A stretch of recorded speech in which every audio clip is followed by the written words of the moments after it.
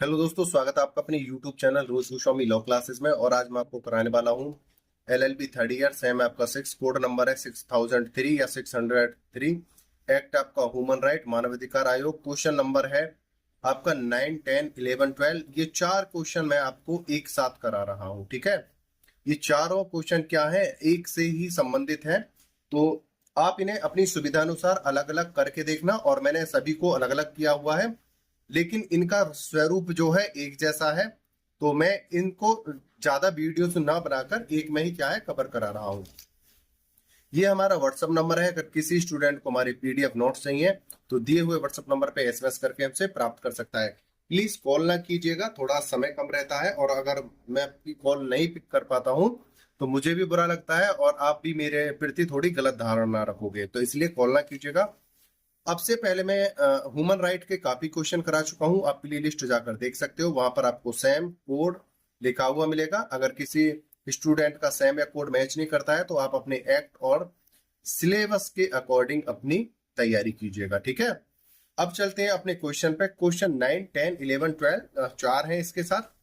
अब हम देखते हैं एक एक करके। प्रश्न नंबर 9 है, मानवाधिकार न्यायालय पर संक्षिप्त टिप्पणी लिखिए। एग्जामिनर आपको 5 नंबर में इस प्रकार का क्वेश्चन रख देगा कि राष्ट्रीय मानव वो सॉरी राष्ट्रीय नहीं, मानवाधिकार न्यायालय पर संक्षिप्त टिप्पणी कीजिए। मानवाधिकार आयोग ह्यूमन राइट कोर्ट, मानवाधिकार संरक्षण अधिनियम 1993 की धारा 30 और 31 में मानवाधिकार न्यायालयों की स्थापना के बारे में प्रावधान किया गया है। इसके अनुसार मानवाधिकार के उल्लंघन से उत्पन्न मामलों के त्वरित विचारण हेतु राज्य सरकार अधिसूचना जारी करके प्रत्येक जिले के लिए एक सेशन न्यायालय को मानवाधिकार न्यायालय के रूप में निर्धारित कर सकती है। यहाँ पर बोला है सेक्शन 30 और 31 मानवाधिकार संरक्षण अधिनियम 1993 के द्वारा अगर कोई मानवाधिकार का उल्लंघन करता है तो उनको न्याय दिलाने के लिए, तुरंत न्याय दिलाने के लिए, त्वरित मतलब जल्दी से जल्दी न्याय दिलाने के लिए जिले के लिए एक सेशन सत्र न्यायालय को मानवाधिकार न्यायालय के रूप में निर्धारित कर सकती है, यानी कि खोल सकती है। ऐसा करने से पूर्व राज्य सरकार के लिए यह आवश्यक है कि वह राज्य के उच्च न्यायालय के मुख्य न्यायाधीश से परामर्श कर सहमति प्राप्त करे। मतलब ऐसा जो न्यायालय खोला जाएगा किसके लिए, जो मानवाधिकार के मानवाधिकार का कोई उल्लंघन करता है तो उनमें न्याय प्राप्त करने के लिए सेशन न्यायालय यानी सत्र न्यायालय खोल सकती है। लेकिन खोलने से पहले राज्य का जो उच्च न्यायालय का मुख्य न्यायाधीश होता है, हाई कोर्ट का मुख्य न्यायाधीश जो होता है, उससे सहमति प्राप्त की जाए। इन न्यायालयों का कार्य मानवाधिकार के उल्लंघन से उत्पन्न अपराधों का विचारण करना है। यानी मानवाधिकार से संबंधित जो भी समस्या होती है, जो अधिकारों का उल्लंघन होता है या कोई त्रुटि होती है, उससे संबंधित यहाँ पर समाधान किए जाएंगे। यह था क्वेश्चन नंबर आपका 9। अब देखते हैं क्वेश्चन नंबर 10। बालकों के अंतरराष्ट्रीय अभिसमय 1989 के अंतर्गत अधिकार। जो अंतरराष्ट्रीय अभिसमय है, अंतरराष्ट्रीय अभिसमय यानी अंतरराष्ट्रीय जो सम्मेलन है, उसके अंतर्गत बालकों के लिए कौन कौन से अधिकार हैं उसे देखते हैं। प्राण का अधिकार आर्टिकल 1 में है। राष्ट्रीयता अर्जित करने का अधिकार आर्टिकल 7 में है। अभिव्यक्ति की स्वतंत्रता का अधिकार, अभिव्यक्ति यानी कि भाषण करने का, विचार रखने का, अपने भाव व्यक्त करने का अधिकार आर्टिकल 13 में है। शिक्षा प्राप्त करने का अधिकार आर्टिकल 28 में है। विचार, अंतकरण एवं धर्म की स्वतंत्रता का अधिकार आर्टिकल 14 में है। कोई भी व्यक्ति अपने धर्म के अनुसार पूजा पाठ कर सकता है, उसका विचार व्यक्त कर सकता है, प्रचार प्रसार कर सकता है, ठीक है। ये था क्वेश्चन नंबर आपका 10। ये आपका 5 नंबर में आता है। आगे देखते हैं। क्वेश्चन नंबर आपका 11 है, मानवाधिकारों की सार्वभौमिक घोषणा में वर्णित अधिकारों का संक्षिप्त विवरण कीजिए। मानवाधिकार की सार्वभौमिक घोषणा में वर्णित मानवाधिकार निम्नलिखित हैं कि मानवाधिकार की जो सार्वजनिक जो घोषणा थी वो सार्वभौमिक, सार्वजनिक नहीं सॉरी, सार्वभौमिक जो घोषणा थी वहां पर मानवाधिकारों को बताया गया था कि कौन कौन से मानवाधिकार होंगे। उसके बारे में कुछ महत्वपूर्ण पॉइंट हैं, कुछ अधिकार हैं, उसके बारे में बताया गया है। जीवन, स्वाधीनता तथा दैहिक सुरक्षा का अधिकार है। दूसरा, दासता तथा अधिसेविता से स्वतंत्रता।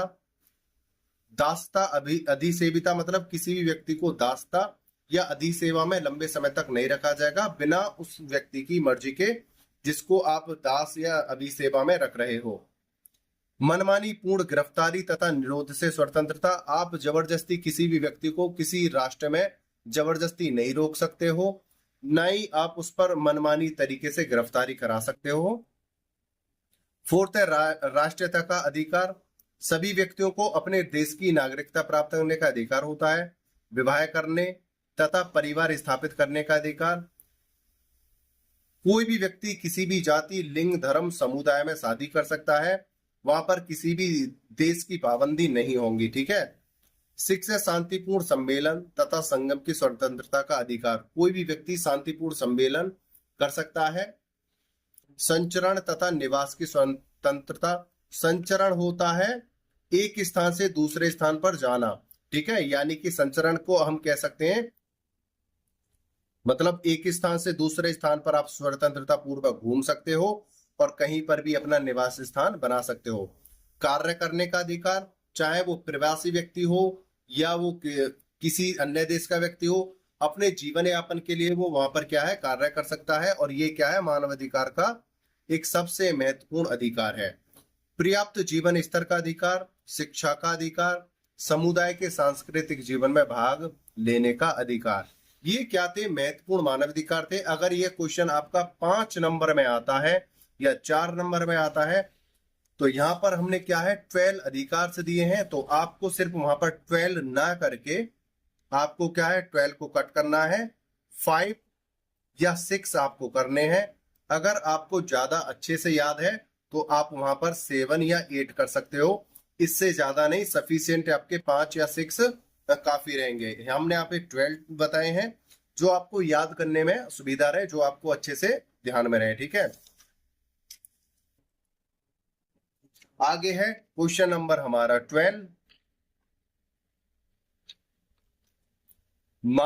प्रश्न नंबर 12, मानवाधिकार की सार्वभौमिक की प्रस्तावना क्या है। इंग्लिश में लिखाया हुआ है, अपनी सुविधा अनुसार आप इसे देख भी सकते हो। आंसर है हमारा यहाँ से 12 का, मानवाधिकार की सार्वभौमिक घोषणा की प्रस्तावना। केल्सन के अनुसार डेफिनेशन दी है केल्सन ने, सार्वभौमिक घोषणा की प्रस्तावना घोषणा को सभी लोगों तथा सभी राष्ट्रों के लिए समान मानक की प्राप्ति की घोषणा की संज्ञा देती है। यह समान मानक सभी लोगों का ध्येय होना चाहिए। जो सार्वभौमिक घोषणा होती है सभी राष्ट्र सभी नागरिकों के लिए समान मानक स्थापित करती है, सभी को समान अधिकार प्रदान करती है, और सभी का ध्येय क्या है, सभी का उद्देश्य एक जैसा होता है।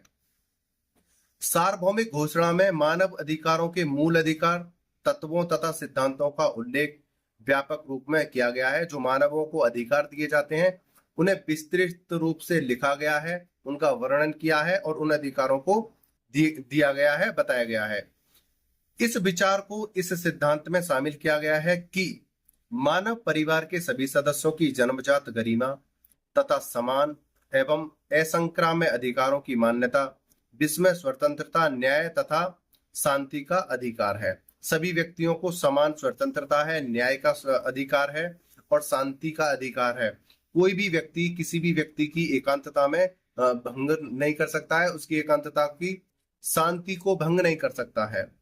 सार्वभौमिक घोषणा में सिर्फ दीवानी तथा राजनीतिक अधिकारों का ही उल्लेख नहीं किया गया है, बल्कि सामाजिक तथा आर्थिक सांस्कृतिक, यहाँ पर और ऐड कर लेना आप, सांस्कृतिक अधिकारों का भी उल्लेख किया गया है।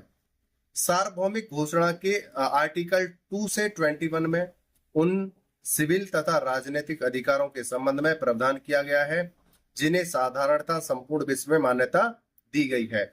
ये था मानवाधिकारों की सार्वभौमिक घोषणा की प्रस्तावना क्या है। मतलब मोटा मोटी सार्वभौमिक जो घोषणा का जो अधिकार था उसकी मोटा मोटी क्या है एक व्याख्या की गई है।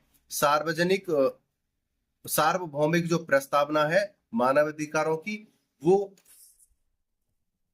क्यों है, क्या कार्य है, ठीक है, इसके उद्देश्य क्या है, ये सभी यहाँ पर वर्णित किए हैं। और मानव अधिकार कौन कौन से हैं ये यहाँ पर वर्णन किया गया है मोटा मोटी। जैसे हमसे कोई क्वेश्चन करे तो हम 4 या 5 मिनट में या 3 या 2 मिनट में उसका क्या है उल्लेख अच्छे से कर सकें। तो ये था मानवाधिकार की सार्वभौमिक घोषणा की प्रस्तावना। ये था आपका लास्ट क्वेश्चन। आज आपका जो है ह्यूमन राइट कंप्लीट हो चुका है। देखो कराने का मैंने प्रयास अच्छे से किया है, कहीं भी किसी भी क्वेश्चन में कोई त्रुटि रहती है तो उसके लिए क्षमा प्रार्थी हूँ। देखो मेरा प्रयास रहता है मैं आपको सही और सही कंटेंट प्रोवाइड कराऊं, सही क्वेश्चंस आंसर प्रोवाइड कराऊं। फिर भी देखो जब हम वीडियोस कराते हैं तो कहीं ना कहीं कोई त्रुटि रह जाती है। वैसे 95% 99% मैं सही करने का प्रयास करता हूँ, फिर भी 1% कहीं गलती रहती है तो उसके लिए मैं क्षमा प्रार्थी हूँ। आपने वीडियो को अंत तक देखा है, मुझे अच्छे से सुना है, उसके लिए धन्यवाद। और आप सभी को मेरी तरफ से एग्जाम के लिए बेस्ट ऑफ लक। आपके शुभ भविष्य की और अच्छे भविष्य के लिए मंगल कामना करता हूं। आप अपने परिवार का, अपने कॉलेज का और अपने समाज का नाम रोशन करें। आप एक सुव्यवस्थित पद पर बैठें और ये मेरी दिली हार्दिक कामना है। आप एक अच्छे व्यक्तित्व के साथ साथ एक अच्छे वकील बने, जज बने और आपका जो मन है वो उस चीज को आप हासिल करें। आपने वीडियो को अंत तक देखा, मुझे अच्छे से सुना, उसके लिए धन्यवाद। टेक केयर, बाय बाय, जय हिंद, जय भारत।